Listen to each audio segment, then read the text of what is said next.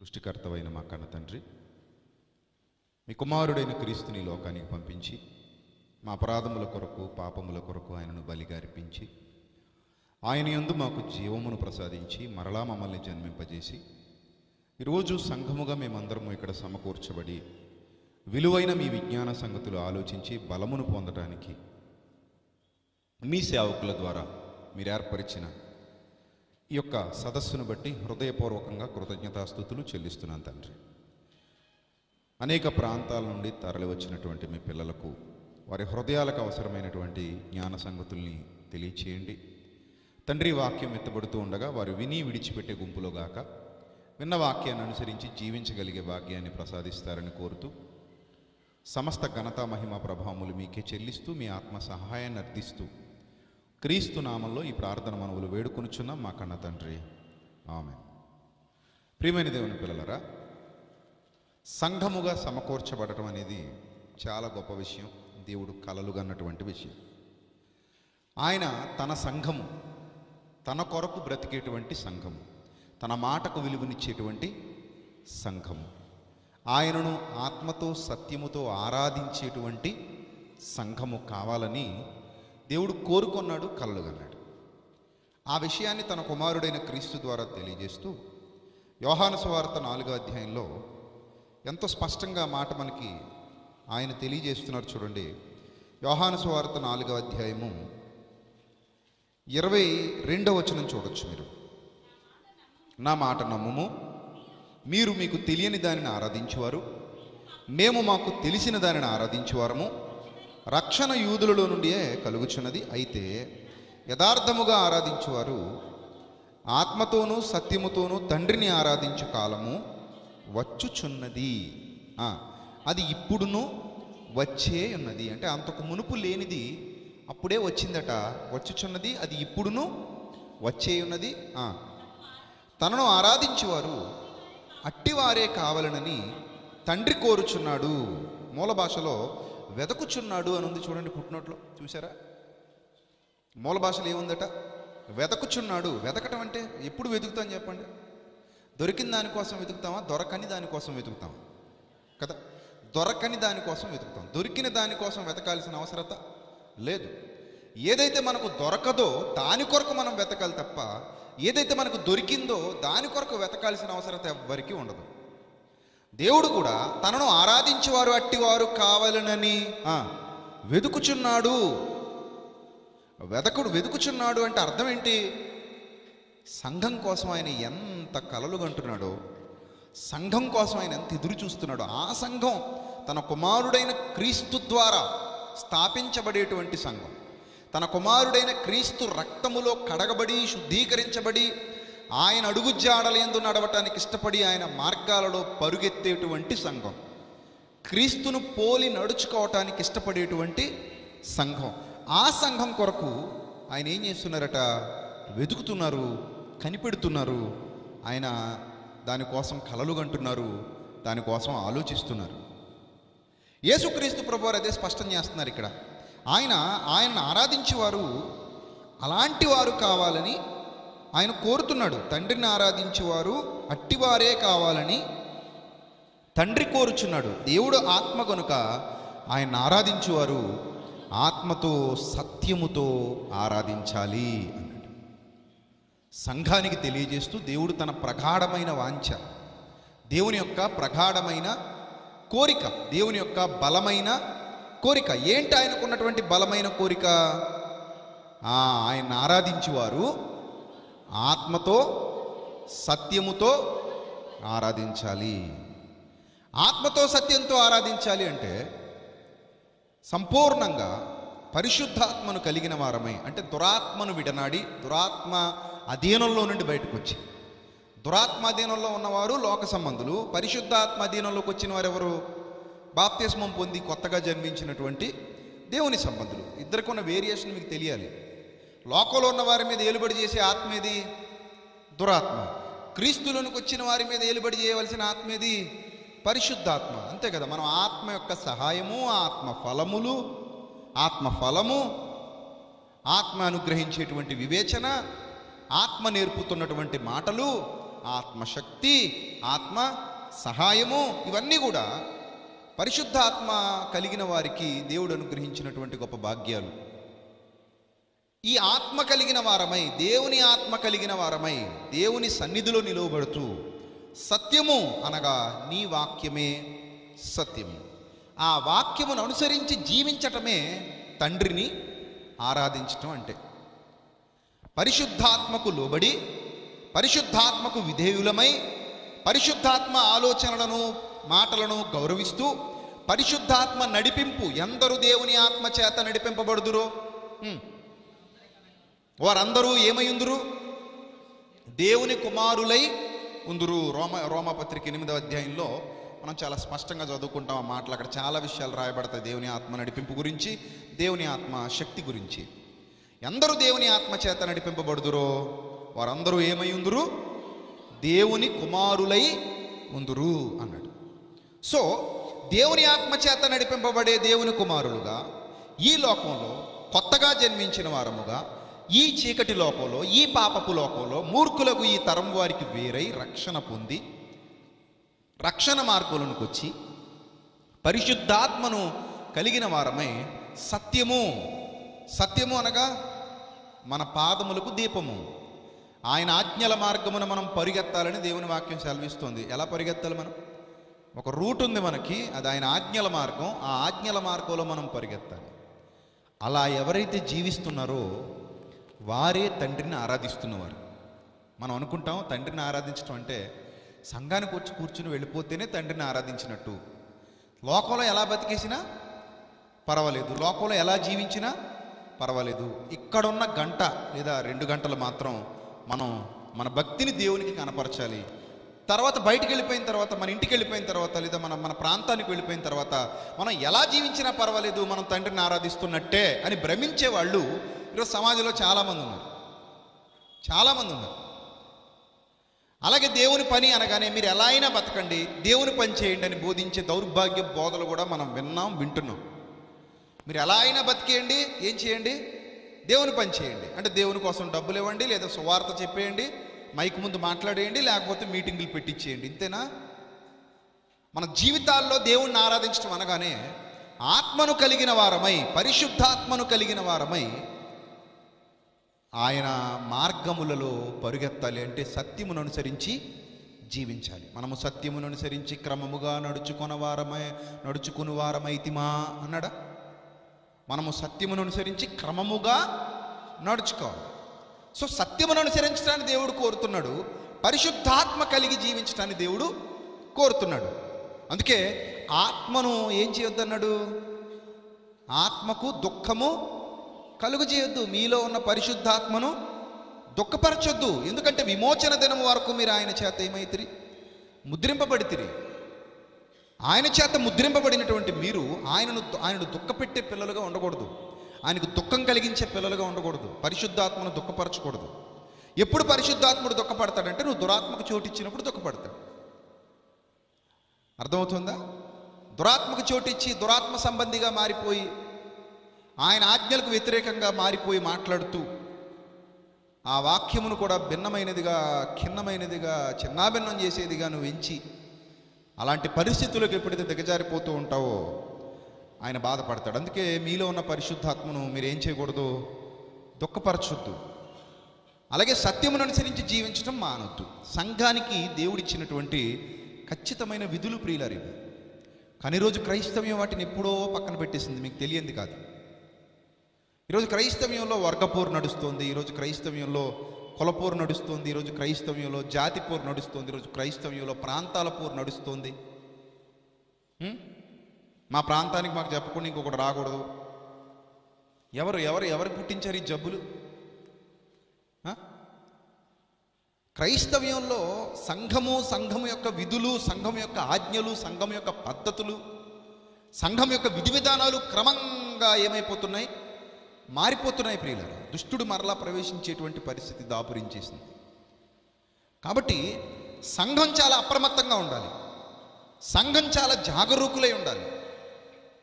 సంఘానికి కొన్ని విధులు ఉన్నాయి. మనము దేవుణ్ణి సంతోషపెట్టడానికే వచ్చాము ఇక్కడికి, ఇంకెవరిని సంతోషపెట్టడానికి కాదు.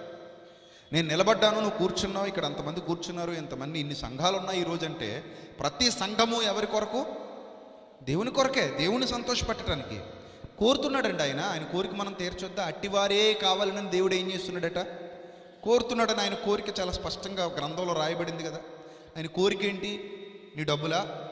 ఆయన కోరిక ఏంటి? నీ ఆస్తులా? ఆయన కోరిక ఏంటి? తనను ఆరాధించువారు అట్టివారు కావాలి. ఎలా? ఆత్మతో, అనగా పరిశుద్ధాత్మ నడిపింపు. ఎందరు దేవుని ఆత్మ చేత నడిపింపబడుదురో వారందరూ దేవుని కుమారులై ఉందురు. చాలా స్పష్టంగా మనకి వాక్యం సెలవిస్తోంది. సో నీకు కావాల్సింది ముఖ్యంగా పరిశుద్ధాత్మ నడిపింపు. ఆ పరిశుద్ధాత్మ నడిపింపు కలిగి ఎవరైతే సత్యమును అనుసరిస్తున్నారో, ఎవరైతే వాక్యాన్ని గైకొంటూ జీవిస్తున్నారో, ఎవరైతే వాక్యపు వెలుగులో నడుస్తున్నారో, ఎవరైతే వాక్యపు మార్గాలలో ప్రయాణం కొనసాగిస్తున్నారో వారే దేవునికి ఇష్టలు, వారే తండ్రిని ఆరాధించేవారు. మీరు క్రైస్తవ్యం ఒక అపోహలో నుండి బయటికి రావాలి. ఆరాధన అనగానే కేవలం ఇక్కడ జరిగే 2 గంటలదే అనుకోకూడదు. ఆరాధన అనగానే నువ్వు బాప్తిస్మం పొందిన నాట నుండి ఈ భూమిని విడిచిపెట్టేంత వరకు నీ బ్రతుకులో నిత్యము జరిగేదే ఆరాధన. ఇక్కడ జరిగేది కూడా ఆరాధనే, కాదని నేను అనట్లేదు. సంఘములో జరిగేది కూడా ఆరాధనే, కానీ సంఘములో మాత్రమే ఆరాధన జరుగుతుంది అనుకుంటే పొరపాటు. ఆరాధన మన నిత్య జీవితం అంతా, మన జీవితం అంతా ఆరాధన జరుగుతూనే ఉంటుంది. ఎలా? పరిశుద్ధాత్ముడు, సత్యము. అర్థమవుతుందా? పరిశుద్ధాత్మ నడిపింపు, రెండోది ఏంటి? సత్యము. ఈ సత్యము అనేది మన జీవితంలో ఒక భాగం కావాలి. మీరు సత్యానికి స్తంభాలు చదువుకున్నారా లేదా? సంఘము దేనికి స్తంభమై ఉండాలట? వారు సత్యమునకు స్తంభమై ఉండాలి. రెండోది, ప్రతి ఒక్కరూ కూడా సత్యమును గూర్చిన అనుభవ జ్ఞానము. అనుభవ జ్ఞానం అంటే అర్థం ఏంటి? అనుభవ జ్ఞానం అంటే అర్థం ఏంటి? నేను చెప్తాను, జాగ్రత్తగా వినండి. ఇక్కడ చాలామంది స్త్రీలు ఉన్నారు కదా. మీరు పుడుతూనే వంటలో ప్రావీణ్యత సంపాదించిన వారిగా పుట్టారా? లేదు కదా. ఎప్పుడో మధ్యలో నేర్చుకున్నారు, అంతేనా? మరి కొత్తగా వంట ప్రారంభించినప్పుడు రుచికరంగా వండగలిగేవారా? లేదు. తర్వాత మీరు ఎలా వండడం మొదలుపెట్టారు?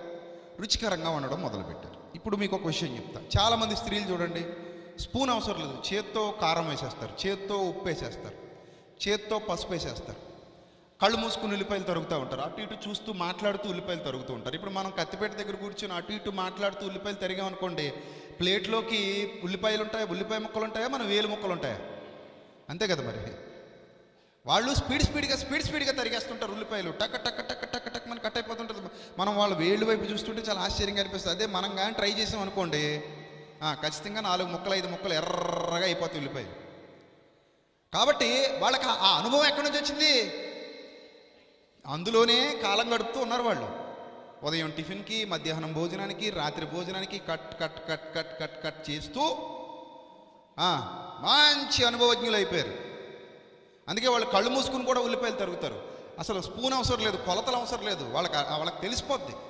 ఎంత ఉప్పు వేయాలో చేత్తో ఇలా తీసి వేసేస్తుంటారు, చేత్తో ఇలా కారం వేసేస్తుంటారు, చేత్తో ఉప్పు వేసేస్తుంటారు, చేత్తో పసుపు వేసేస్తుంటారు. వాళ్ళకి ఇష్టం ఏది కావాలంటే అది చేతులతో పడేస్తుంటారు. అంతే, టక్క టక్క టక్క టక్క వంట చేసి రెడీ పెట్టేసి వెళ్ళిపోతుంటారు. సో ఇదంతా ఎలా వచ్చింది? వాళ్ళకి అనుభవం. అంతే కదా, అనుభవం. మిషన్ కుట్టే వాళ్ళు చూసే ఉంటారు మీరు. చాలామంది మిషన్ కుడుతుంటారు స్త్రీలు. అసలు వాళ్ళు కుడతారు మిషను, పక్క వాళ్ళతో మాట్లాడుతుంటారు, టక్ టక్ టక్ టక్ మన జరుపుతూ ఉంటారు, వెళ్ళిపోతుంటుంది. అలా మనం కానీ చేసామనుకోండి, 4-5 కుట్లు ఎలా పడిపోతాయి. ఇంకా మనం ఏం చేయలేము. ఇంకా ఓ 4-5 కుట్లు వేళ్ల మీద చేతుల మీద పడిపోతాయి మనకు. అలాంటి ప్రయోగాలు మనం చేయకూడదు. ఎందుకంటే అనుభవజ్ఞులు వేరు, అనుభవం లేని వారు వేరు. వాళ్ళు టక్ టక్ టక్ టక్ టక్ టక్ టక్ కుడుతూ ఉంటారు, టక్ టక్ టక్ టక్. అసలు కింద తొక్కడమే పెద్ద కళది. కొంతమంది కొత్తగా మిషన్ ఎక్కిన వాళ్ళు చూసారా, అటు ఇటు జంపింగ్ చేస్తుంటారు. ఎందుకంటే వాళ్ళు మిషన్ తొక్కడమే వీళ్ళకి కొత్త కదా, రాదు, కుట్టుపడదు. అదో టెక్నిక్. కొన్నాళ్ళకి అలవాటు అవుతుంది అది. ఫస్ట్ వీళ్ళు అలాగే డ్యాన్స్ చేసిన వాళ్ళే. తర్వాత మెల్లిమెల్లిగా ఏం చేసుకున్నారు, వాళ్ళు అలవాటు చేసేసుకున్నారు. టక్ టక్ టక్ టక్ మనం కుట్టుకుంటూ వెళ్ళిపోతారు. అనుభవం. మరి దేవుడు లోకానుభవం గురించి మాట్లాడట్లేదు, కానీ నువ్వు డ్రైవింగ్ కళ్ళు మూసుకుని చేస్తున్నావా లేదా, నువ్వు కారు పక్కకి తిరిగి చూడకుండా చేసేస్తున్నావా లేదా, నువ్వు నీ పని ఎంత ఫాస్ట్గా చేసేస్తున్నా చూడకుండా అనేది అడగట్లేదు. కానీ దేవుడు సత్యమును గూర్చిన అనుభవ జ్ఞానము గలవారే ఉండవలనని దేవుడు హెచ్చరించుచున్నాడట. దేవుడు హెచ్చరించుచున్నాడు అంటే అర్థం ఏంటి చెప్పండి? కోరుతున్నాడు. ఇచ్చ అంటే బలమైన కోరిక అని అర్థం. ఇచ్చ అంటే ఏంటి అర్థం? బలమైన కోరిక. దేవునికున్న బలమైన కోరిక ఏంటి? నువ్వు వాక్యంలో అనుభవ జ్ఞానం సంపాదించాలి. అనుభవ జ్ఞానం అంటే అనుభవాలలోనికి రావాలి ఆ జ్ఞానం. వాక్యం చదవడం వరకు ఓకే, లేదా వాక్యం వినడం వరకు ఓకే, కానీ వాక్యాన్ని ఫాలో అవ్వడం అనేది ఉంది చూశారు, దట్ ఈస్ నాట్ ఓకే కదా. ఇప్పుడు చాలామందికి అది నాట్ ఓకే. కేవలం వినడం ఓకే, చెప్పడం ఓకే, చదవడం ఓకే, మాట్లాడడం ఓకే, రావడం ఓకే, పోవడం ఓకే, మరి వాక్యాన్ని ఫాలో అవ్వడం నాట్ ఓకే. అదే దేవునికి కావాలి.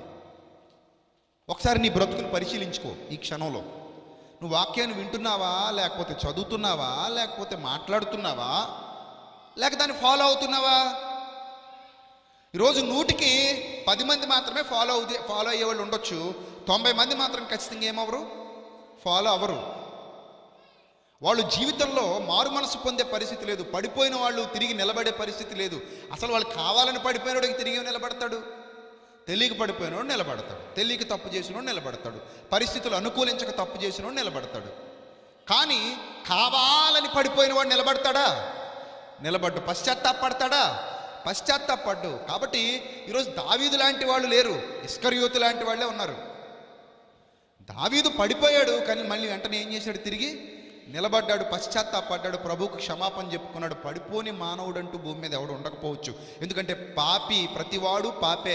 పరిశుద్ధుడు ఒక్కడు కూడా లేడు, నీతిమంతుడు లేడు, ఒక్కడును లేడు. అందరి జీవితాలు పడిపోయిన జీవితాలే. ప్రభు వాళ్ళని తిరిగి నిలబెట్టడానికి వచ్చాడు. తిరిగి నిలబెట్టిన తర్వాత ఆయన ఏం కోరుతున్నాడంటే ఆత్మతో సత్యముతో జీవించేవారు కావాలి అని కోరుతున్నాడు. దేవుడు ఒక్కసారి నీ పాపాన్ని క్షమించిన తర్వాత మళ్ళీ జ్ఞాపకం చేసుకోడు. మనుషులే జ్ఞాపకం చేసుకుంటారు, అవసరం వచ్చినప్పుడు తవ్వుకుంటుంటారు. కానీ దేవుడు ఎట్టి పరిస్థితుల్లో నీ పాపాన్ని, దావీదు పాపములు ఏమయ్యాట? క్షమించబడ్డాయి. తన అతిక్రమములకు పరిహారమునొందినవాడు ధన్యుడు అని దావీదే చెప్తున్నాడు. అంటే ఆయన అతిక్రమములకు ఆయన ఏం పొందాడు? పరిహారమునొందాడు, క్షమాపణ పొందాడు. ఒక్కసారి దేవుడు నిన్ను క్షమించేశాడంటే మళ్ళీ ఎప్పుడు జీవితంలో మరలా దాన్ని గుర్తు కూడా చేసుకోడు, అసలు పట్టించుకోడు. నీ పాపాన్ని ఆయన క్షమించేశాడు. నువ్వు ఎప్పుడైతే మారు మనసు పొంది పశ్చాత్తాపంతో ప్రభు పాదాల చెంతకు వచ్చి వేడుకున్నావో నీ పాపాన్ని ఆయన ఏం చేశాడు? క్షమించేశాడు. దావీదుని ఎలాగైతే క్షమించాడో నిన్ను నన్ను కూడా అలాగే క్షమిస్తాడు. అలాగే బాప్తిస్మం పొందిన తర్వాత కూడా చాలామంది జీవితాలు పడిపోయిన జీవితాలే. నేను ఎప్పుడు కూడా ఈ చాలా చోట్ల ఒక ప్రశ్న అడుగుతూ ఉంటాను, ఈరోజు మిమ్మల్ని కూడా అడుగుతాను. బాప్తిస్మం పొందిన వారు ఎంతమంది ఉన్నారు ఇక్కడ? బాప్తిస్మం పొందినవారు చేయి చూపించండి. దాదాపు అందరూ కూడా బాప్తిస్మం పొందినవారే, ఎవరో ఒక అరాకొర తప్పితే కదా, అందరూ బాప్తిస్మం పొందినవారే. బాప్తిస్మం పొందిన తర్వాత ఒక్క ఆలోచన విషయంలో కూడా నేను నా తండ్రిని బాధ పెట్టలేదు, అప్పటి నుండి ఇప్పటి వరకు పరిశుద్ధత విషయంలో 100కి 100 మార్కులు సంపాదించుకున్నాను అన్న వాళ్ళు మళ్ళీ చేయొద్దండి. మీ మనస్సాక్షిని అడిగి చేయొద్దండి. ఇక్కడ కూర్చున్న వాళ్ళందరిని అడుగుతున్నా, బాప్తిస్మం పొందిన తర్వాత ఒక్క ఆలోచన విషయంలో కూడా నేను నా తండ్రిని బాధ పెట్టలేదు, పరిశుద్ధత విషయంలో నాకు 100కి 100 మార్కులు, బాప్తిస్మం పొందిన నాటి నుండి నేటి వరకు 100కి 100 మార్కులు అన్నవాళ్ళు చేయి చూపించాలి. ఎనీబడి? అవుట్ సైడ్ ఎవడన్నా ఉన్నారా? పోనీ లోపల ఎవరు కనబడట్లేదు నాకు, ఎత్తిన చేతులన్నీ దిగిపోయాయి. బయట ఎవరైనా ఉన్నారా? మీకు ఎవరైనా కనబడ్డారా? బయట ఎవరైనా కనబడ్డారమ్మా? వెనక్కి తిరిగి చూడండి, ఉన్నారేమో ఎవరైనా? ఎవరైనా ఉన్నారా? లేరు కదా, ఉండరు. ఎవరు ఉండరు. ఎందుకంటే మనం వాక్యాన్ని విని పరిపూర్ణమైన స్థాయికి వెళ్ళే లోపు ఎక్కడో చోట ఖచ్చితంగా ఏమవుతాం? పడిపోతాం. కొందరు తిరిగి నిలబడతారు, కొందరు మాత్రం పడిపోయిన స్థితిలోనే ఉండిపోతారు. ఇంకొందరైతే కావాలని పడిపోతారు, పడిపోయిన ప్రతిసారి వాక్యాన్నే అడ్డం పెట్టుకుంటుంటారు. అబ్బా ఇంక వీళ్ళైతే గురువులు, ఇంక వీళ్ళని ఎవరో బాగు చేయలేరు. వాత వేయబడిన మనస్సాక్షి అంటారు దాన్ని. ఈ వాత వేయబడిన మనస్సాక్షి కలిగిన వారు కావాలని పడిపోతూ ఉంటారు, రహస్యంగా పాపపు కార్యాలు చేస్తారు, రహస్యంగా నీతిమాలిన కార్యాలు చేస్తూనే ఉంటారు, వాళ్ళ పాపపు బ్రతుకును కొనసాగిస్తూనే ఉంటారు. వాళ్ళకి లేవరు, తిరిగి నిలబడరు, వాళ్ళ బ్రతుకే అంతా. ఇలాంటి వాళ్ళని దేవుడు కోరుకోవట్లేదు. దేవుడు కోరుకుంటున్నది ప్రకటన గ్రంథంలో చాలా స్పష్టంగా ఉంటుంది. నీవు తిరిగి నిలబడాలి అన్నాడు. మీకు తెలిసిన వచనాలు కాబట్టి రెఫరెన్సెస్ ఇవ్వట్లేదు. అందరికీ తెలుసా తెలీదా? ఇవ్వాలా రెఫరెన్సులు? ఇవ్వాలంటే చెప్పండి, ఇస్తాను. ఒక అరగంట తగ్గుద్ది మరి వాక్యం, అంతే. రెఫరెన్స్ తీసి వెతుక్కొని మీకు తెలిసినవి కూడా చెప్తూ వెళితే ఒక అరగంట తగ్గుద్దా? సమయం తగ్గదా? ఆ తగ్గకూడదనే స్పీడ్గా వెళ్తున్నాను, జెట్ స్పీడ్లో. సో ప్రకటన గ్రంథంలో ఏముంది? నీవు ఎక్కడ పడిపోయావో, ఏ స్థితిలో పడిపోయావో అది జ్ఞాపకం చేసుకొని మారు మనసు పొంది ఆ మొదటి క్రియలు మళ్ళీ చెయ్యి. అంతేనా? ఆ మొదటి క్రియలు మళ్ళీ చెయ్యి అంటున్నాడు. అంటే పడిపోయిన ప్రతోడికి దేవుడు ఏమిస్తున్నాడు? అవకాశం ఇస్తున్నాడు నిలబడమని. ఎప్పుడు మనం పడిపోకుండా ఉంటామంటే సత్యమును గూర్చిన అనుభవ జ్ఞానం, అనుభవాలలోనికి రావాలి ప్రియులారా. కొత్తగా వంట చేసేవాడికి చెయ్యి కాలుతుంది, చెయ్యి తెగుతుంది. కానీ రెగ్యులర్గా అదే పనిలో ఉన్న వాళ్ళకి అంత ఈజీగా తెగదు, అంత ఈజీగా కాలదు. ఒకళ్ళు తెగింది అంటే వీళ్ళు ఏదో పరధ్యానంలో కావాలని తప్పు చేశారు, ఇంకోసారి అది జరగకుండా చూసుకోవాలి. అంతేగాని తెలిసి కోసుకుంటున్నాం అనుకోండి, ఇంక దీన్ని ఏమంటారు? కావాలని చేసే మూర్ఖత్వము. వీళ్ళ ప్రాణానికి వీళ్ళే ఉత్తరవాదులు, ఇంక అందులో ఎలాంటి డౌటు లేదు. వీళ్ళు కావాలని తక్కువ వస్తున్నారు వీళ్ళు కదా, వీళ్ళ ప్రాణాలకు వీళ్ళే ఉత్తరవాదులు. యాక్సిడెంటల్గా జరిగే కార్యక్రమాలు కావవి. కాబట్టి ప్రతి ఒక్కరు కూడా చాలా శ్రద్ధాశక్తులతో పరిశీలన చేసుకుంటే మనం దేవుడు ఎలా ఉండాలని కోరుతున్నాడు, మనం ఎలా ఉంటున్నాం. సత్యమును గూర్చిన అనుభవ జ్ఞానం కావాలి సంఘానికి. సత్యంలో ఎదగాలి సంఘం, ఆత్మ సహవాసంలో ఉండాలి సంఘం. ఈ రెండే దేవుడు కోరుకునేవి. ఒకటి, నీకు పరిశుద్ధాత్మ నడిపింపు ఉండాలి. అంటే పరిశుద్ధాత్మ నడిపింపులో మాత్రమే నీ జీవితాన్ని ఈ చీకటి లోకంలో కొనసాగించాలి. రెండు, ఆ పరిశుద్ధాత్మ నడిపింపుతో సత్య మార్గంలో నడవాలి, సత్యమును అనుసరించి జీవించాలి. ఆ సత్యం నీ అనుభవాలలోనికి వచ్చేయాలి. అంటే సత్యంలో నువ్వు ఎలా అయిపోవాలంటే అనుభవజ్ఞురాలివి, అనుభవజ్ఞుడు అయిపోవాలి. ప్రకటించడంలో కాదు, పాటించడంలో. అనుభవజ్ఞులు, అనుభవజ్ఞురాళ్ళు అంటే ఎక్కడ? ప్రకటించడంలో, వినటంలో కాదు. దేనిలో? పాటించటంలో, అంటే దాన్ని అనుసరించి జీవించటంలో. అది నీ జీవితాల్లోకి వచ్చేయాలి. ఆరాధన ఎవ్రీ సెకండ్ జరుగుతూ ఉండాలి నీ జీవితంలో. ఆరాధన, ప్రభువుని ఆరాధించడం అంటే అర్థం ఏంటో మీకు అర్థమైపోయింది కదా. ఏంటి? ఆత్మతో సత్యముతో. అది ఎప్పుడు జరగాలి? నీ జీవితం మొత్తం. కానీ చాలామందికి తెలియక 1 గంటో 2 గంటలో లేదా ఆదివారమో లేకపోతే ఇంకో రోజు అనుకుంటున్నారు వాళ్ళు. అలా అనుకుని ఆ సమయం మాత్రమే ఆయన సన్నిధికి వస్తున్నారు, మిగిలిన సమయాల్లో వారికి నచ్చినట్టు జీవిస్తున్నారు. కాబట్టి ప్రియులారా, ఆ సమయం మనం నచ్చినట్టు జీవించడానికి కాదు, ప్రభు కొరకు జీవించడానికే ప్రభు దాన్ని కోరుతున్నాడు. కానీ ఈరోజు సంఘం ఎలా ఉందో తెలుసా? ఒక అద్భుతమైన పాత నిబంధన గ్రంథంలో వ్రాయబడినటువంటి ఒక అద్భుతమైన సందర్భాన్ని మీకు ఇప్పుడు చూపిస్తాను, జాగ్రత్తగా చూడండి. ఎందుకంటే దేవుడు ఏం కోరుతున్నాడో, ఎలా ఉండాలని కోరుతున్నాడో ఒక స్పష్టమైన అవగాహన మీకు రావాలి. ఆదికాండం, అందరూ కూడా బైబిల్ తెరిచి చూడండి. ఆదికాండం 49వ అధ్యాయము 5వ వచనం. ఆదికాండం 49వ అధ్యాయము 5వ వచనం నుంచి చూద్దాం ప్రియులారా. ఆదికాండం 49వ అధ్యాయము 5వ వచనం. షిమ్యోను లేవి అనువారు సహోదరులు. షిమ్యోను లేవి అనువారు ఎవరట? సహోదరులు. వారి ఖడ్గములు బలాత్కారపు ఆయుధములు. షిమ్యోను లేవి అను వారి ఖడ్గములు ఏమటవి? బలాత్కారపు ఆయుధములు. అంటే ఈ 2 క్యారెక్టర్స్ గురించి ప్రవచనాత్మకంగా భక్తుడైన యాకోబు మాట్లాడుతున్నాడు. ఏం మాట్లాడుతున్నాడట? అంత్యదినములలో మీకు సంభవింపబో సంగతులు మీకు తెలియజేస్తాను అంటున్నాడు అక్కడ పైన. అంత్యదినములలో మీకు సంభవింపబో సంగతులు తెలియజేస్తానని ఇక్కడ సంఘమును ఉద్దేశించి ఒక అద్భుతమైన మాట తెలియజేస్తున్నాడు. నా ప్రాణమా వారి ఆలోచనలో చేరవద్దు, నా ఘనమా వారి సంఘముతో కలుసుకొనవద్దు అన్నాడు. సంఘమా గుర్తుపెట్టుకోండి, సంఘం ఎవరితో కలవకూడదట? సంఘం ఎవరితో కలవకూడదు? ఎవరైతే ఖడ్గము చేతబట్టి బలాత్కారపు ఆయుధములు కలిగి నరహంతక జీవితానికి అలవాటు పడటానికి ఇష్టపడుతున్నారో, దేవుని మార్గాలకు భిన్నంగా నరహంతకులుగా మారిపోతున్నారో వారితో మీరు చేరొద్దు అన్నాడు. వారి ఆలోచనలో మీరు చేరొద్దు. సంఘము అనేది వ్యక్తిది కాదు. ఈ సంగతి మీ అందరికీ తెలుసు. సంఘం అనేది ఎవరిది? క్రీస్తుది. అలాగే సంఘం ఫాలో అవ్వాల్సింది వాక్యాన్ని. సంఘం నడిపించబడవలసింది పరిశుద్ధాత్మ నడిపింపుతో. ఇది మనందరికీ తెలిసినటువంటి బేసిక్ పాయింట్స్. కానీ ఈరోజు వ్యక్తుల మాయాజాలం ఎలా ఉందో మీకు తెలియంది కాదు.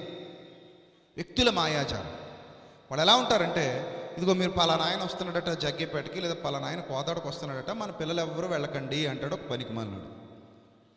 సో దాని అర్థం ఏంటి చెప్పండి? దాని అర్థం ఏంటి? బలాత్కారపు ఆయుధములు కలిగినటువంటి నరహంతక స్వభావం కలిగినవాడు. నరహంతక స్వభావం. లేదా పలానా వాడు ఈ ఏరియాకి వస్తున్నాడట, అమ్మ వాడు వస్తే నిజాలు చెప్పేస్తే ఎవరైనా మారిపోతారేమో, మనోడితో ఇంకో మీటింగ్ పెట్టేద్దాం అనుకుంటాడు ఇంకో పనికిమాలినోడు. సో వీళ్ళ భావజాలం ఎలా తగలడిందో చూడండి.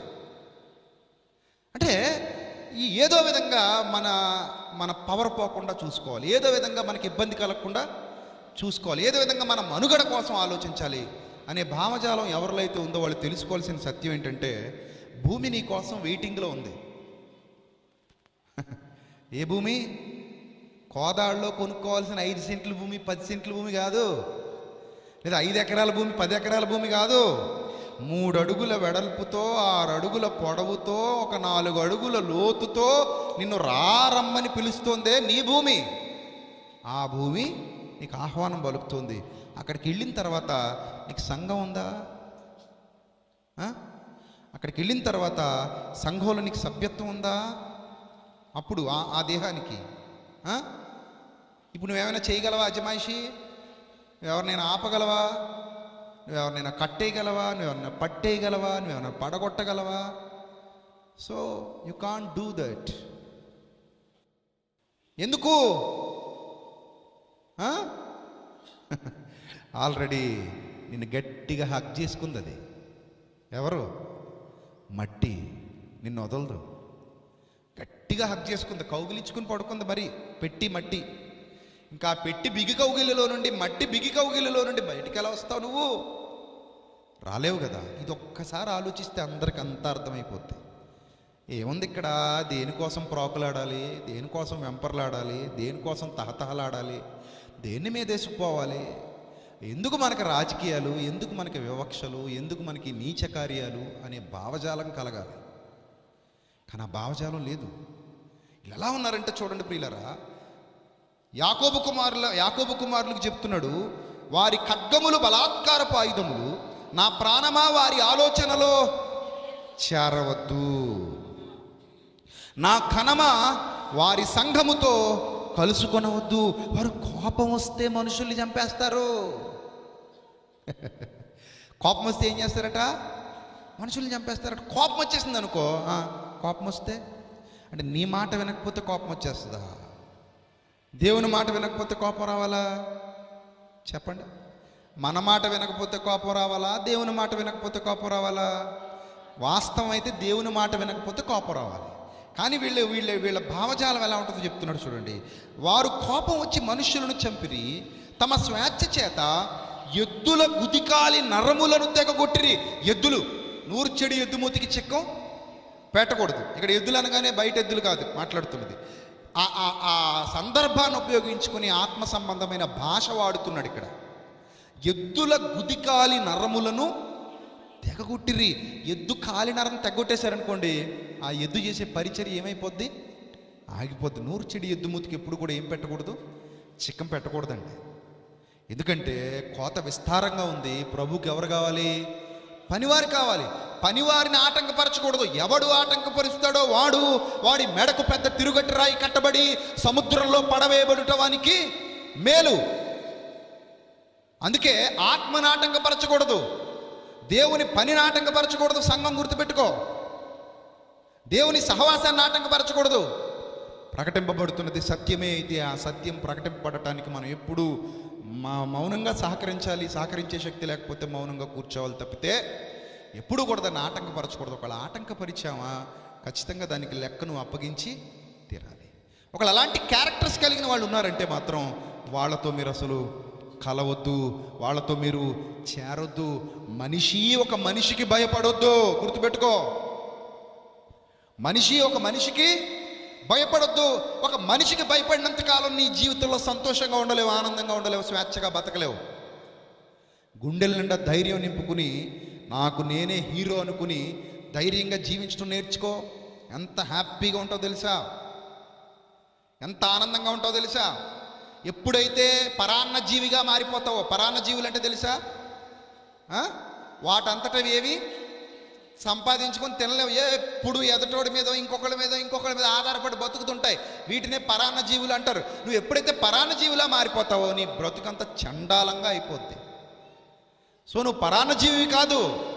ధైర్యంగా నిలబడు. గుండెల్లో దమ్ము ఉండాలి, ధైర్యం ఉండాలి, శక్తి ఉండాలి, బలం ఉండాలి, రోషం కలిగి ముందుకెళ్ళాలి. ఎవడి మీద ఆధారపడడం ఏంటి? దేవుడు లేడా మనకి? ఆయన కంటే గొప్పవాడు ఎవడున్నాడు చెప్పండి భూమి మీద? ఎవరి మీద ఆధారపడదాం మనం? ఎవరి వైపు చూద్దాం? కొందరు గుర్రములను బట్టి, కొందరు రథములను బట్టి అతిశయపడతారు. నేనైతే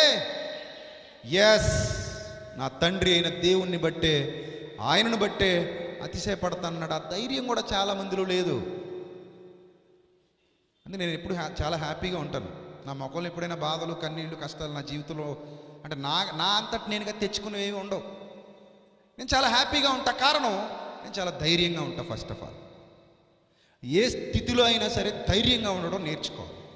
ఏ స్థితిలో అయినా సరే ఎప్పుడైతే మనం ధైర్యంగా ఉంటామో ఆటోమేటిక్గా ఆనందం మనం ఎంత పరిగెత్తుకుని రావాలి. కష్టాల్లో కూడా, కన్నీళ్లలో కూడా, ఇరుకులలో కూడా, ఇబ్బందులలో కూడా, శ్రమలలో కూడా. అసలు పౌలు గారు జైల్లో అన్ని దెబ్బలు తినేసి పాటలు ఎలా పాడుతున్నారండి ఆయన? జైల్లో అన్ని దెబ్బలు తినేసి కూడా ఏం పాడుతున్నారు ఆయన? పాటలు పాడుతున్నారా? బొండలు వేసి బిగించేస్తే ఎక్కడదా శక్తి? ఆ ధైర్యం ప్రభు ఇచ్చినటువంటి ధైర్యం, ఆత్మ సహాయంతో వచ్చినటువంటి ధైర్యం. ఆ ధైర్యం ఉంటే చాలు మనకి, అదే గొప్ప ఆస్తి. పిరికివాడు ప్రతిరోజు చేస్తాడు, ధైర్యవంతుడు ఒక్కసారే చేస్తాడు. పిరికోడు క్షణక్షణం చస్తూ బ్రతుకుతాడు, ధైర్యవంతుడు ఒక్కసారే చేస్తాడు. కావాల్సింది అది. ఆస్తి అంటే మన గుండెల నిండా నింపుకున్న ధైర్యం. నేనేదైనా చేయగలను, నాకు దేవుడు తోడుగా ఉన్నాడని నేను నమ్మకం. అసలు ఫస్ట్ నీ మీద నీకే నమ్మకం చచ్చినప్పుడు ఇక దేవుని మీద నమ్మకం ఏముంటుంది నీకు? నీ మీద నీకు నమ్మకం ఉన్నప్పుడే దేవుని మీదగా నమ్మకం ఉంటుంది. ముందు బండి బాగుంటేనే కదా డ్రైవర్ బాగా నడపగలుగుతాడు. బండి బాగోకపోతే డ్రైవర్ ఏం చేయగలడు? అంతేనా? ఇంజిన్ పాడైపోయింది, డ్రైవర్ ఏం చేయగలడు? సో బండి బాగుంటే డ్రైవర్ నడుపుతాడు. నువ్వు బాగుంటే, నువ్వు ధైర్యంగా ఉంటే దేవుడు నిన్ను నడుపుతాడు. కాబట్టి ధైర్యం వహించాలి సంఘం ఎప్పుడు కూడా. ధైర్యం వహించాలి, బలాభివృద్ధి నొందాలి, వాక్యాన్ని బట్టి ముందుకు సాగాలి, వాక్యం మీదే ఆధారపడాలి, సంఘమంతా ఐక్యంగా ఉండాలి, ప్రేమగా ఉండాలి, అందరూ వాక్యాన్ని అనుసరించి జీవించడానికి సంసిద్ధత వ్యక్తం చేయాలి. అలాంటి భావజాలం మనందరి హృదయాలలోనికి రావాలి. అక్కడ ఏమంటాడంటే వారి కోపము వేండ్రమైనది. అది ఉండకూడదు. అది వారి కోపం ఎలాంటిదట? వేండ్రమైనది. వారి ఉగ్రతయు కఠినమైనది, అది శపింపబడును. యాకోబులో వారిని విభజించెదను, ఇశ్రాయేలులో వారిని చెదరగొట్టెదను అన్నాడు. అని ఎంత ప్రమాదమో చూడండి. కోపం, వారి కోపం ఎలాంటిదట? వేండ్రమైనది. సూర్యుడు అస్తమించే వరకు నీ కోపము నిలిచి ఉండకూడదు. కానీ వీళ్ళ కోపం వేండ్రమైనదట. అంటే దొరికితే చంపేద్దాం, దొరికితే పేక పిసికేద్దాం. ఇంకా ఆ కోపంలో బూతులు. ఈ మధ్యకాలంలో కొంతమంది క్రైస్తవులు చూసారా, వాదించడం చేత కానీ వెంటనే ఏం మొదలు పెడతారు? బూతులు పంచాంగం మొదలు పెడతారు. మీకు అలాంటి వాళ్ళు కావాలంటే ఫేస్బుక్లో వెతుక్కోండి, గుట్టలు గుట్టలుగా దొరుకుతారు. బూతులు వస్తాయి వాళ్ళ నోటి వెంట, పచ్చి బూతులు ఆడతారు. మీ నోట వెంట కృతజ్ఞత వచనమే కానీ బూతులు ఉచ్చరించొద్దు అని దేవుడు చెప్తుంటే వీళ్ళు సత్యమును అనుసరిస్తున్నారా లేక వదిలేశారా? అంటే వాళ్ళు ఆరాధిస్తున్నారా, తండ్రిని ఆరాధించట్లేదా? ఆరాధించట్లేదు. ఒకసారి జ్ఞాపకం చేసుకోండి ప్రియులరా. మన జీవితాలు ముందుకెళ్ళేవిగా ఉండాలి తప్ప వెనక్కి పోయేవిగా ఉండకూడదు. మన బ్రతుకులో మనం ముందుకే కొనసాగాలి తప్ప వెనక్కి వెళ్ళిపోకూడదు.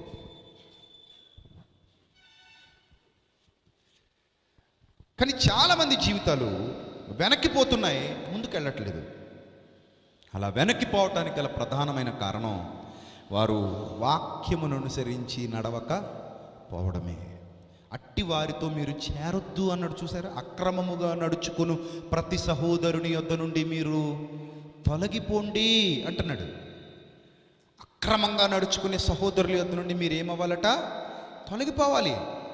అలాంటి అక్రమకారుల దగ్గర మనం ఉండడానికి వీల్లేదు. వాళ్ళు చాలా ప్రమాదకరమైన వ్యక్తులు. ఎవరట వాళ్ళు? షిమ్యోను, లేవి లాంటి వారు. షిమ్యోను, లేవి లాంటి క్యారెక్టర్స్ గురించి మాట్లాడుతున్నాడు ఇక్కడ. ఆ క్యారెక్టర్స్ ఏవైతే ఉన్నాయో, సచ్ బ్యాడ్ క్యారెక్టర్స్, ఈ బ్యాడ్ క్యారెక్టర్స్ ఎప్పుడు కూడా చాలా ద్రోహపూరితమైన ఆలోచనలు కలిగి ఉంటాయి, చాలా భయంకరమైన ఆలోచనలు కలిగి ఉంటాయి. అవి సహోదర ప్రేమను చంపేయడానికి ప్రయత్నపడుతూ ఉంటాయి. సహోదర ప్రేమను ఏం చేస్తాయి? చంపేస్తాయి. సహోదర ప్రేమ లేకపోతే మనం ఎక్కడికి వెళ్ళలేము? పరలోకమునకు చేరలేము. నేను ఆల్రెడీ ప్రేమ లేని వాడని ఒక పాట రాశాను, మీరు వినే ఉండి ఉంటారు. ఆల్రెడీ యూట్యూబ్లో మొన్నే అప్లోడ్ చేశాం. చాలా అద్భుతమైన పాట, అది వినండి పూర్తిగా. అందులో చాలా లోతైన భావాలు స్ఫురించేలా ఆ పాట నేను రాశాను చాలా కష్టపడి. ప్రియులారా, అవి మనకి పాటలు కాదు, అది మనకి పాఠం. మన ఆత్మీయ జీవితానికి అదొక పాఠం. సంఘం అలా బలపడాలి. రోజు రోజుకి మీరు ఎదుగుతూ ఉంటే దేవుడు ఎంత సంతోషిస్తాడో తెలుసా? రోజు రోజుకి మీరు అభివృద్ధి పొందుతూ ఉంటే దేవుడు ఎంత ఆనందపడతాడో తెలుసా? దేవుని ఉద్దేశాలు మీ బ్రతుకుల్లో నెరవేరుతుంటే ఆయన ఎంత పొంగిపోతాడో తెలుసా? ఆయన ఆరాధించేవారు అలాంటి వారు కావాలి. ఆరాధనలో కొన్ని విషయాలు చెప్తానండి. మనకు మీకు తెలియని దానిని ఆరాధించేవారు, మేము మాకు తెలిసిన దానిని ఆరాధించేవారము అన్నాడు కదా ప్రభు. అందులో కొన్ని విషయాలు చూస్తే, యోసేపు పోతీఫర్ భార్య దగ్గర తండ్రిని ఏం చేశాడు?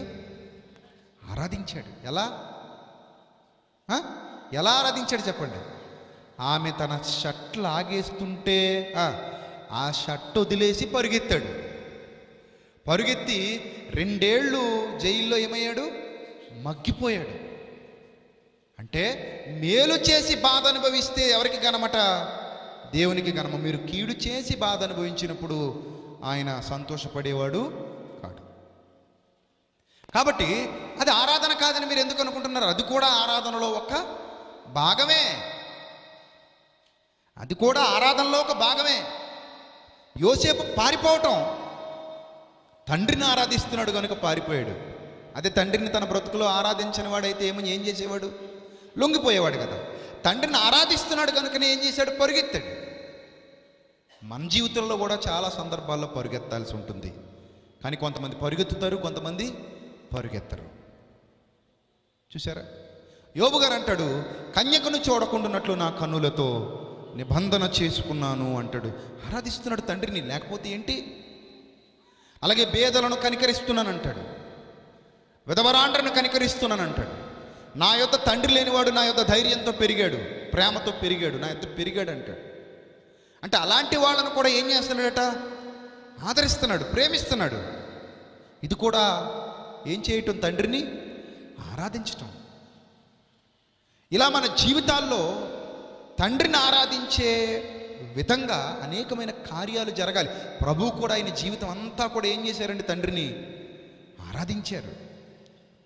తన జీవితం అంతా ఆరాధించారు తండ్రిని. అందుకే ఇతడు నా ప్రియ కుమారుడు, ఇతని యందు నేను ఆనందించుచున్నాను. మరి నీ యందు దేవుడు ఆనందిస్తున్నాడా సంగమా? నీ యందు దేవుడు ఆనందిస్తున్నాడా? ఆనందించాలి. ఏదో సేవకుని ముందు కూర్చున్నప్పుడు ఒకలాగా, సేవకుని దగ్గర నుంచి వెళ్ళిపోయిన తర్వాత మరోలాగా మనం ఉండకూడదు. సేవకుడు చూస్తే మనం భయపడాలా? దేవుడు చూస్తే మనం భయపడితే బాగుంటావా? మరి చాలామంది ఏం చేస్తారు తెలుసా? సేవకుడు చూస్తున్నాడండోయ్ కొంచెం నటిస్తారు. దేవుడు చూస్తాడన్న భయమే వారిలో ఉండదు. కానీ చాలా తప్పు ప్రియులారా. అది మీ జీవితాలకు మీరే నాయకులు, మీరే నడిపించాలి, మీరే రైడర్స్. మీ జీవితాన్ని నడిపించేది ఎవరండి? మీరేనా జాగ్రత్తగా చూసుకోవాలి మీ జీవితం విషయంలో? ఇంకొకరు ఎవరైనా చూస్తారా? అంతేనా? మీరే చూసుకోవాలి. మీ ఆకలి మీకే తెలుసు, మీ జీవితం విలువ కూడా మీకే తెలియాలి. అప్పుడే బ్రతుకు బాగుంటుంది. జీవితం విలువ తెలియనప్పుడు బ్రతుకు బాగోదు. అందుకే సంఘానికి చాలా స్పష్టమైన అవగాహన కలిగించే విధంగా దేవుడు చాలా సంగతులు దైవ గ్రంథంలో వ్రాయించాడు. మరికొన్ని సంగతులు చూద్దాం ప్రియులారా. మరికొన్ని సంగతులు దైవ గ్రంథంలో నుండి చూద్దాం. సామెతల గ్రంథం 5వ అధ్యాయము 14వ వచనం చూద్దాం. సామెతల గ్రంథం 5వ అధ్యాయము 14వ వచనం.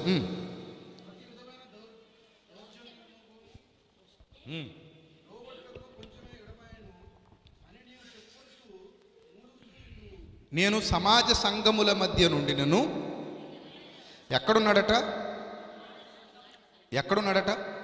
సమాజ సంఘముల మధ్య నుండి నన్ను ప్రతి విధమైన దౌష్ట్యము అంటే అర్థం ఏంటి?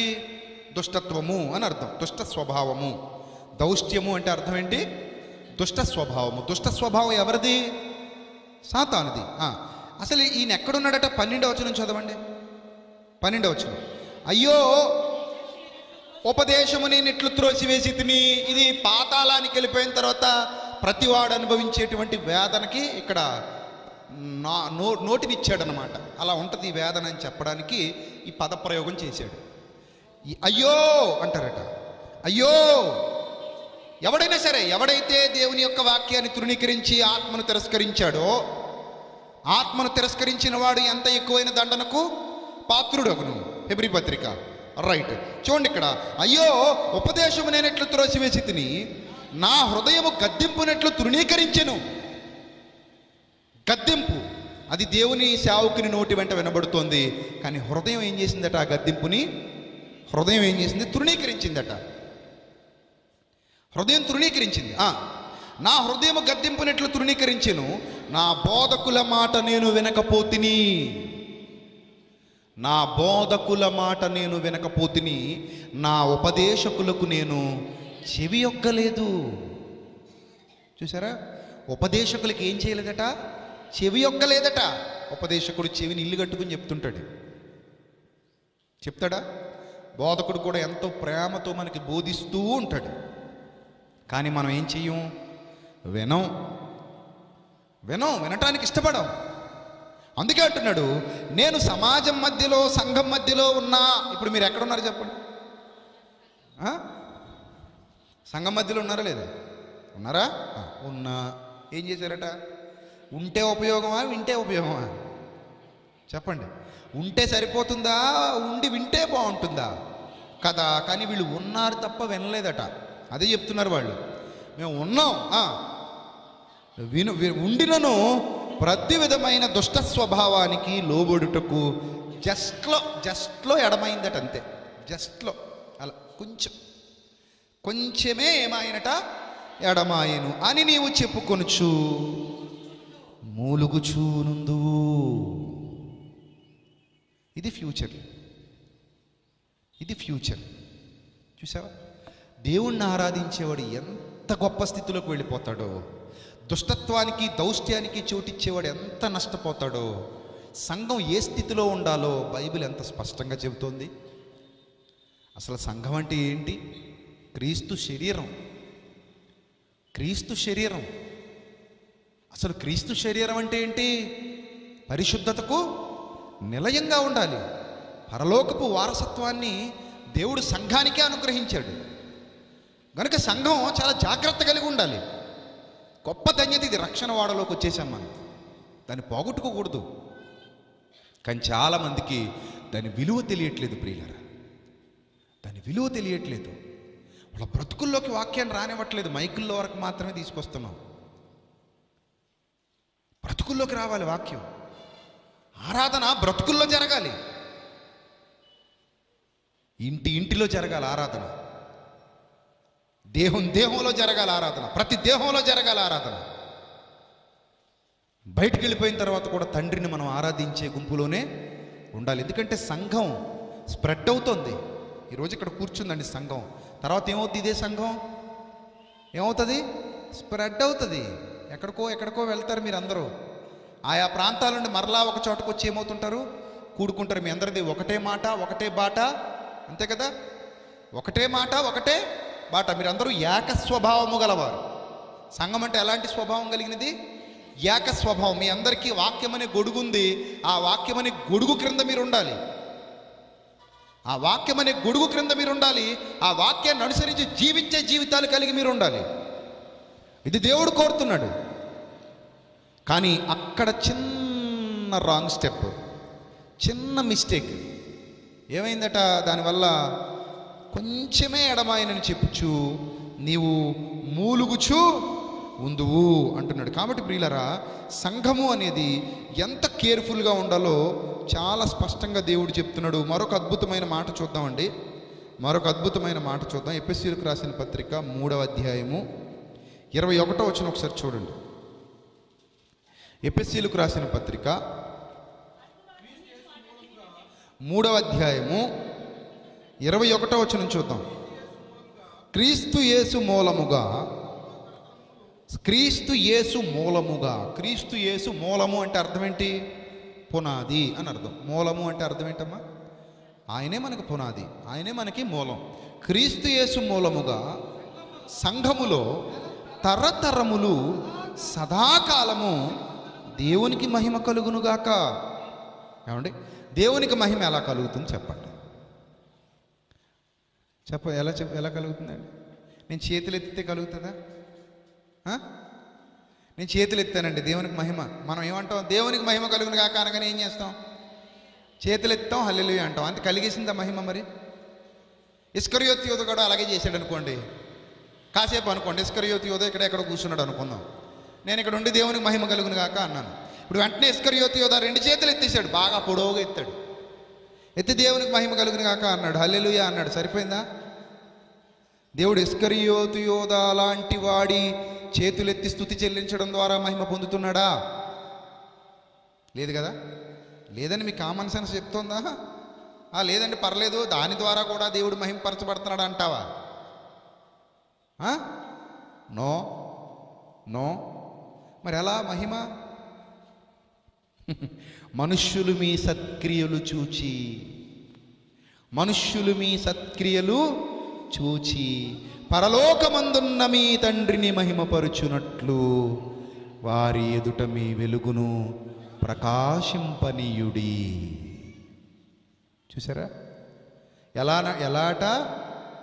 సంఘములో క్రీస్తు యేసు మూలముగా సంఘములో తరతరములు సదాకాలము దేవునికే మహిమ కలుగునుగాక. ఎలా? సంఘము యొక్క సత్క్రియల ద్వారా. సత్క్రియలు, సంఘము యొక్క సత్క్రియలు ఎవరిని మహిమపరుస్తున్నాయి? దేవుణ్ణి మహిమపరుస్తున్నాయి. మనుష్యులు చూచి మీ సత్క్రియలు చూడాలి, మీ సత్క్రియలు కనబడాలి. అలా మనం మారాలి, అలా మనం బ్రతుకు మారిపోవాలి. అప్పుడే దేవునికి మహిమ. సంఘం అలా ఉండాలి ప్రియులారా, సంఘం అలా ఉండాలి. కేవలం నాయకుడు ఒక్కడే కష్టపడుతుంటే చూస్తూ కూర్చునేవారిగా మీరు ఉండకూడదు. అందరూ కలిసి నాయకుడికి ఏం చేయాలి? సహకరించాలి. అలా అందరూ కలిసి ఒకే మాట, ఒకే బాట, ఒకే విశ్వాసం, ఒకే స్థిర నిశ్చయత, అలా కలిసి కష్టపడినప్పుడే సంఘం గొప్ప స్థితిలోనికి వెళ్ళగలుగుతోంది. గొప్ప స్థితిలోనికి దేవుడు అలాంటి వారిని బట్టి ఆనందించేవాడై ఉన్నాడు. ఇప్పుడు ఒకసారి మిమ్మల్ని మీరు పరీక్షించుకోండి. మిమ్మల్ని బట్టి దేవుడు ఆనందిస్తున్నాడా లేదా? మీ ఒంటిలో ఇంటిలో ఆరాధన జరుగుతుందా, లేక ఇక్కడ ఉన్నప్పుడు మాత్రమే ఆరాధన జరుగుతుందా? చెప్పండి. మీ ఇంటిలో మీ ఒంటిలో కూడా ఆరాధన జరుగుతుందా, లేక ఇక్కడ ఉన్నప్పుడు మాత్రమే జస్ట్ ఆరాధన జరుగుతుందా, తర్వాత కనుమరుగైపోతుందా? ఏం జరుగుతుంది అనేది ఒక్కసారి మిమ్మల్ని మీరు ఏం చేయాలి? పరీక్షించుకోవాలి. ఎందుకంటే దేవుడు కోరుకున్నట్టుగా మనం ఉండాలి తప్ప మనం కోరుకున్నట్టుగా దేవుణ్ణి సర్దేయకూడదు. Suit case సర్దినట్టు. ఎక్కడికి వెళ్ళినప్పుడు సూట్ కేసు సర్దుతాం, చూసారా? ఎలా సర్దుతాం? మనకి ఎలా అనుకూలంగా కావాలనుకుంటే అలా సర్దుతాం. దేవుణ్ణి, వాక్యాన్ని అలా సర్దేయకండి. మనం సర్దేసుకోవాలి తప్ప ఆయన్ని సర్దేయాలని చూడకూడదు, ఆయన వాక్యాన్ని సర్దేయాలని చూడకూడదు. ఎవరిని సర్దుకోవాలి? మనల్ని మనమే సర్దుకోవాలి, మనల్ని మనమే దిద్దుకోవాలి. అది మన జీవితానికి ఉపయోగకరమైనది, మన బ్రతుకుకు ఉపయోగకరమైనది. లేకపోతే నష్టపోయేది ఎవరు? మనమే నష్టపోతాం. అంత స్పష్టంగా ఉన్నాయండి దేవుని యొక్క వాక్యాలు, దేవుని యొక్క మాటలు మన జీవితాన్ని వెలిగించే స్పష్టమైన వాక్కులు ప్రియులరా, స్పష్టమైన అద్భుతమైన వాక్కులు. చూడండి, ఇంకొక అద్భుతమైన మాట ఈ క్షణంలో నేను మీకు చూపిస్తాను. అదే ఎఫెసీయులకు రాసిన పత్రిక 5వ అధ్యాయము 24వ వచనం కూడా ఒకసారి చూద్దాం. అదే ఎఫెసీయులకు రాసిన పత్రిక 5వ అధ్యాయము 24వ వచనం. సంఘము క్రీస్తునకు లోబడినట్టుగా అన్నాడు. చాలు. సంఘము దేనికి లోబడినట్టుగా? తల్లిదండ్రులకు లోబడిన పిల్లలు బాగుంటారా? తల్లిదండ్రుల మాట వినకుండా ఊరి మీద బలాదూరు తిరిగిన పిల్లల జీవితాలు బాగుంటాయా? ఎవరి జీవితాలు బాగుంటాయి? ఊళ్ళో వాడు ఎవడు మన కోసం అంతగా మంచిగా ఆలోచించేవాడు ఉండడు. అమ్మా నాన్న కంటే గొప్పగా ఎవడు ఆలోచిస్తాడు? అంతేనా? అమ్మా నాన్న కంటే గొప్పగా పిల్లల కోసం ఎవరు ఆలోచిస్తారండి? ముందు గొప్పగా పిల్లల కోసం ఆలోచించేది ఎవరు? బాధ్యత కలిగిన తల్లి తండ్రి. బాధ్యత కలిగిన తల్లి తండ్రి. మరి ఇప్పుడు క్రీస్తు బాధ్యత కలిగిన వాడా, నీ ఎడల బాధ్యత లేనివాడా? బాధ్యత కలిగిన వాడు కనుకనే నీ కోసం ఏమిచ్చాడు? ప్రాణమే ఇచ్చాడు. మరి ప్రాణం ఇచ్చిన క్రీస్తుకు సంఘం ఏమవ్వాలి? లోబడాలి. అందుకే లోబడినట్టుగా అన్నాడు. సంఘం క్రీస్తుకు లోబడాలి. ఎప్పుడైతే సంఘం క్రీస్తుకు లోబడుతోందో ఆ సంఘం ఫలించే సంఘంగా ఉంటుంది. వేరుతో అంటుగట్టబడింది కాబట్టి. మొక్క దేంతో కనెక్ట్ అయి ఉండాలి? ఎప్పుడు కూడా వేరుతో కనెక్ట్ అయి ఉంటేనే మొక్క బతుకుతుంది. భూమితో వేరుతో కనెక్ట్ అయి ఉండాలి మొక్క. భూమితో వేరుతో కనెక్ట్ అయ్యలేదనుకోండి మొక్క చచ్చిపోతుంది. అలాగే దేవుని పిల్లలుగా మనం క్రీస్తుతో అంటుకట్టబడి ఉండాలి. క్రీస్తుకు లోబడి ఉండాలి. కొమ్మలు మీరు, క్రీస్తే ద్రాక్షావల్లి, మనము తీగెలు. సో ఈ తీగలన్నీ ఆయనతో అంటుకట్టబడి ఉండాలి. ఎప్పుడైతే సంఘం క్రీస్తుతో అంటుకట్టబడి ఉందో ఏమవుతుంది? బలంగా ఎదుగుతోంది, శక్తివంతంగా ఎదుగుతోంది. ఎప్పుడైతే క్రీస్తుతో అంటుకట్టబడి లేదో ఆటోమేటిక్గా ఏమవుతుంది? బలహీనం అయిపోతుంది. ఆ తర్వాత ఆ కొమ్మలు కట్ చేయబడతాయి, విరిచివేయబడి అగ్నిలో పారవేయబడతాయి. కాబట్టి ప్రియులరా, ఒకసారి సీరియస్గా ఆలోచించండి. మీరందరూ కూడా చెప్పబడుతున్న మాటలు ఎలా ఉన్నాయి? ఇవి నా ఆత్మీయ జీవితానికి ప్రయోజనకరమైనవా కావా? నేను వింటున్నది సత్యమా అసత్యమా? ఏ రీతిగా ప్రభు నాతో మాట్లాడుతున్నాడు? ఆత్మను అనుసరించి నేను నడుస్తున్నానా లేదా? నాకు ఆత్మ నడిపింపు ఉందా లేదా? ఆత్మ నడిపింపు అంటే కేవలం ప్రసంగాలకే అనుకుంటారు చాలామంది. అది శుద్ధ తప్పు. చాలామంది ఆత్మ నడిపింపు అనగానే ఎక్కడికి పోతారు? సేవకుడు, ప్రసంగం, అంతవరకే అనుకుంటారు. నో, ఆత్మ నడిపింపు అనేది మన జీవితానికి సంబంధించింది. దుష్టత్వం నుండి నిన్ను కాపాడేది ఏది? ఆత్మ నడిపింపే. ఒక దుష్టమైన కార్యం చేయాలనుకుంటున్నప్పుడు ఖచ్చితంగా పరిశుద్ధాత్ముడు మనకేం చేస్తాడు? హెచ్చరిక చేస్తాడు.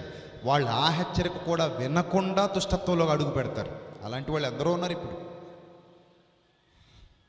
అలాంటి వాళ్ళు ఎందరో ఉన్నారు. మహామహులు ఉన్నారు. దుష్టత్వంలోకి అడుగు పెట్టినటువంటి నీచులు.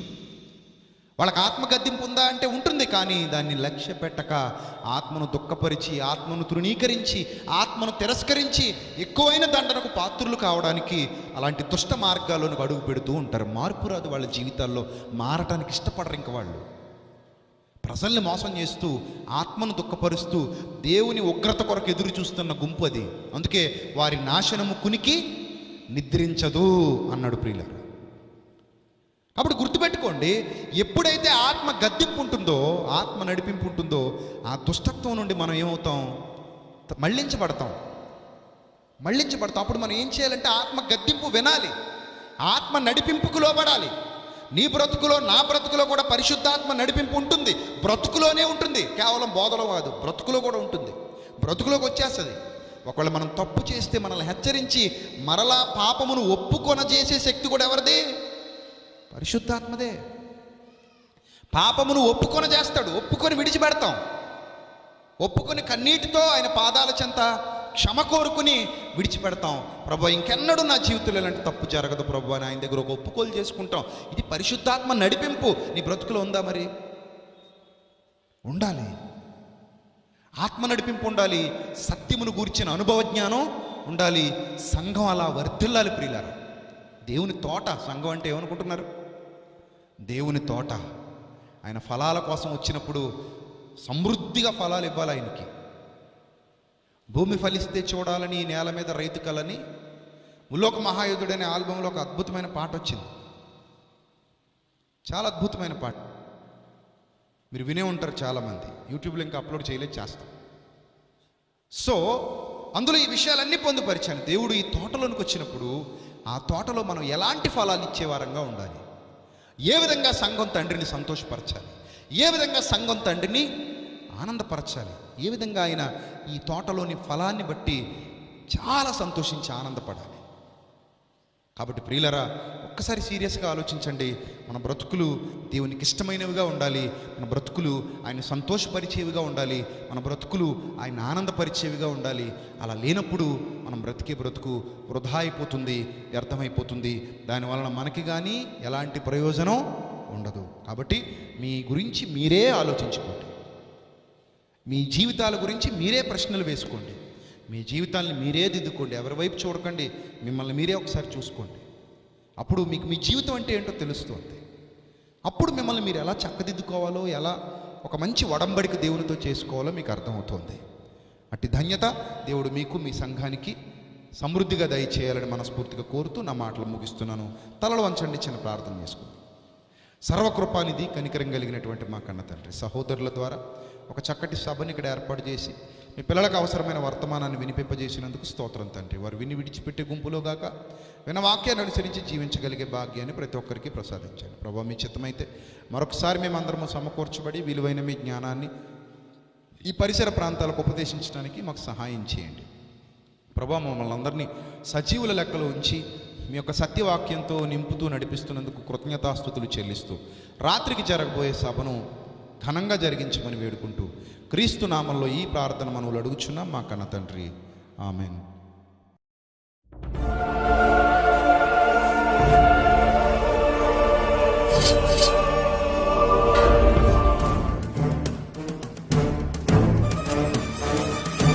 ఆది నీవే, అంతం నీవే, ప్రభవం నీవే, ప్రళయం నీవే, అల్ఫయు నీవే, ఓమెఘయు నీవే, విలయం నీవే, స్థిర నిలయం నీవే. గగనం భువనం సకలం నీవే, జగతిని నడిపే జ్యోతివి నీవే. సమరం అమరం సర్వము నీవే, అన్ని నామాలు ప్రణమిల్లే సర్వోన్నత నామం నీవే, సర్వోన్నత నామం నీవే.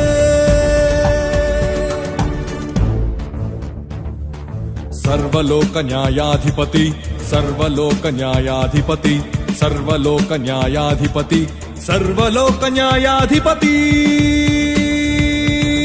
సర్వలోక న్యాయాధిపతి వాకిట నిలిచియున్నాడు. జనములందరికి ఫలమిచ్చుటకు తీర్పు తీర్చబోతున్నాడు. సర్వలోక న్యాయాధిపతి వాకిట నిలిచియున్నాడు. జనములందరికి ఫలమిచ్చుటకు తీర్పు తీర్చబోతున్నాడు. వేల దూతలతో బూరధ్వనులతో మేఘమండలము పైన యూదా గోత్రపు కదమ సింహముతో కదలి వస్తుంది సేన. క్రీస్తు న్యాయపీఠం ఎదుట ప్రత్యక్షం కావాలందరూ, క్రీస్తు న్యాయపీఠం ఎదుట ప్రత్యక్షం కావాలందరూ.